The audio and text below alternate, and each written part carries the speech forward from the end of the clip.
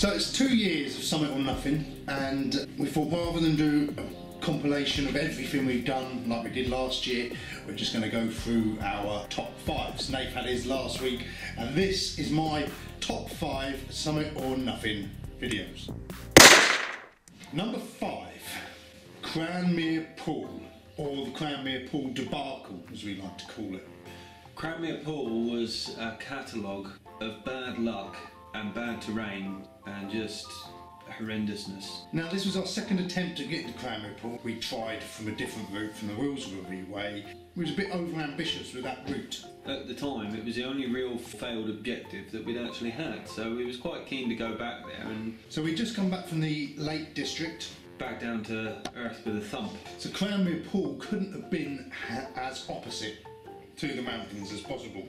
So carried all our camping gear on our back. Because we'd not long been back from the Lake District, and because there was a bit of a navigational hiccup coming off the side of Ling Mel, I was really conscious that I wanted to do better with the navigating. Parked up near Oakhampton Camp. Nathan plotted a route.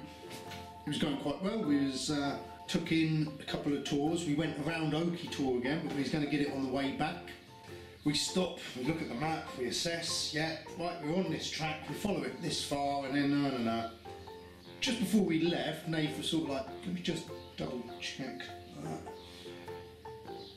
Yeah, not this road, that road. I think we'd only made it to the second tour before I nearly sent us about 90 degrees in the wrong direction. That was, spotted before there was an error. So we just get up to the edge of this track and a pool, Ockerton Court or something, and it's like a little puddle, but it's on the map, you can see it. It's nothing impressive, but as it turns out it's more impressive than Cranmere Pool. From there it was like, oh hang on a minute, it's like a kilometre. This is, that's no distance to travel at all. You'd think if the conditions were good. And it's boggy, and it's raining. Line the compass up, set a bearing, and then we're off.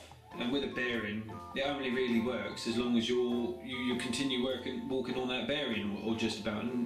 And you can't just walk through this bog, you've got to find firm clumps and hop from one to the other. So we're doing all this clod hopping around with these backpacks on, loaded up with the tents. I was carrying about 18, 19 kilos at the time. And then we'd be resting the hiking poles on a tuft of ground here and jump into that tuft over there. And you could reach a point where you can't go any further, it's just quagmire and bog and like jelly ground, and then you have to hop all the way back. Without sort of saying too much to Trev, I was fairly adamant we'd lost pretty much the bearing that we were supposed to be on. And then out of nowhere, in this sort of boggy depression, or the middle of a depressing bog, there was just this concrete block, and it was sort of quite obvious. It was like, I think that's it, and we'd sort of found it. By the time I got over there, he was sort of shaking his head. It wasn't worth the effort. Cranmere Pool is definitely Dartmoor's biggest anticlimax. Looking through the box, and there's the stamps. So we both decided to stamp our maps on Cranmere Pool with a Cranmere Pool stamp. Let's just stamp these and get this done with. There. So after a very short discussion, made a pact and a decision that we were never ever going to visit Cranmere Pool ever again.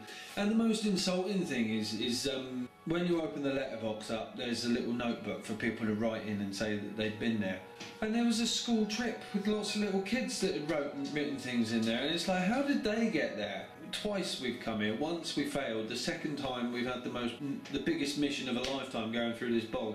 You start to question your abilities as a hiker. But by this point we're wet, we're tired, we're getting a bit irritable, and we're right in the middle of the moors now. The route we planned just seemed a bit bleak. Bog-ridden, uninteresting, uninviting nothingness. So then we went over to another tour, trying to make a circle back. There was nothing to see there. Then we make our way over to Linz Tour, have a spot of lunch there. Now this isn't a bad looking tour. Even the walk over there was particularly unpleasant. At this point we're still thinking of somewhere to camp, and it wasn't until we went from Linz Tour to Dinger Tour through real shit terrain again. Long grass, plenties of bogs like these tussocks or babies' heads. And as we're going down there, Nate is sort of like, damn, Trev, I've left my phone in the car. And it suddenly dawned on me that when we turned up, I was trying to use the internet, resting against the windscreen. I got no alarm, it's quite an old car, they could have just put the window through, swiped the phone, and off they went. Let's forget the camp. Let's just go back to the car. So we decided we're going to go up to Dingertor. We're coming down this hill, and then behind me Trev makes this noise. He's jarred his leg and done his knee in, or his ankle. We get up to Dingertor and I can't even climb up to do our summit or nothing. My leg's shot.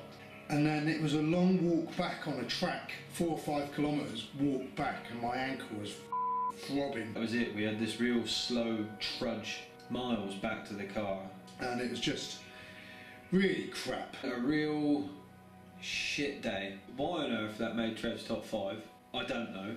Those videos where we're not having a good time tend to be the ones that get better reactions from the public. It's a memorable video, so that's why it's made my number 5.